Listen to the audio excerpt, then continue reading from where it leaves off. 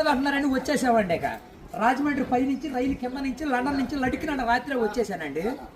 నేను వస్తా దొరగారు మీ కోరికని గుమ్మడికాయంత బంగారాన్ని తీసుకొస్తుంటే కుక్క ముట్టుకోకుండా కుక్క తోక ముట్టుకుంది విజయవాడ బస్ స్టాండ్. కుక్క తోక ముట్టుకున్న బంగారం మళ్ళీ మీరు ముట్టుకుంటారా లేదని 7 పాలాలు పెట్టించేసి ఏట్లో పడేపించానండి. 3 కోట్లు తీసుకెళ్లి మురికాలలో పడేశాను. మా ఇంట్లో కోట్లు కుక్కలు తింటుంటాయండి, లక్షలు లక్కలు తినేస్తుంటాయి, ఎలుకలు తినేసి చిల్లర సేవలు తినేసేస్తాయి. ఇక కాగితాలు కట్టుంటే కాగితాలు తీసుకెళ్ళిపోతాం. మాకు పొయ్యిలో ఎండి ఇంట్లో బంగారం ఉందండి, కాకపోతే ఇంట్లో వాళ్ళు ఎసట్టు బియ్యం లేక ఎండిపోతున్నారు.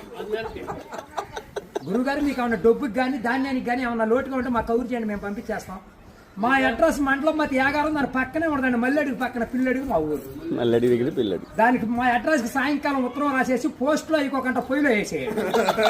మీరు పరిగెత్తుకుంటూ వచ్చేసి పంటకాల ఒక 10ంటికి నుంచోండి, నేను 3ంటికి మురికాలలోకి అందించేస్తా డబ్బు. పగిలిపోయిన వాడి మీద వచ్చేస్తుంది 10 కోట్లు మరి డబ్బు. అక్కడ బుట్టకొని తీసి తట్ట మీద ఆరబెట్టుకోండి. అప్పుడు నేను చదువులో కాడ బాగా పాస్ అయ్యామండి. నేను చదువు సంకల వరకు చదివానండి, గుడుంతాలు గుండెల దాకా వచ్చేసి పాఠాలు పాదాల వరకు వచ్చేస్తే ఇంగ్లీష్ ఈదులు అమ్మడ పరిగెట్టేసింది.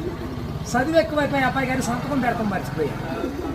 సోనియా గాంధీ గారి దగ్గరికి వెళ్ళి ఉద్యోగం అడిగానండి. రాత్రి రాజీవ్ గాంధీ గారు రాసిచ్చారు, ఈ ఊళ్ళో ఉద్యోగం ఎక్కడైతే సంతకాలు చేసే పని ఉండదు. ఈ ఊళ్ళో ఉద్యోగం రాసాక ఒక పని దొరికిందండి. ఈ మధ్యన ముసలి వాళ్ళంతా ఉండకూడదని పొద్దున్న మా డిపార్ట్మెంట్కి ఆర్డర్ వచ్చింది. ముసలి వాళ్ళు ఉన్న కాడి నుంచి అత్తగోడలు పోట్లాడుకుంటున్నారు. అత్తలు అడుగులో పడిపోతుంది, కోళ్ళు వచ్చి గొంతులో పడిపోతుంది, మంచం ఎక్కేస్తుంటే అల్లుడు అడుగు మీద కూర్చోండి. అందుకని ముసలి వాళ్ళంతా తీసుకెళ్లి మెగాస్టార్ చిరంజీవి గారి దగ్గర చేర్పిస్తున్నాం. గురువు గారు ఆయనకి దసరా పండుగ రోజున మా ఊళ్ళో ఏప్రాల్ పందాలు వేపిస్తున్నాను. నాప్రాల మీద ఏప్రాల్ పోట్లాడుకుంటే నాప్రాలు బట్టలు.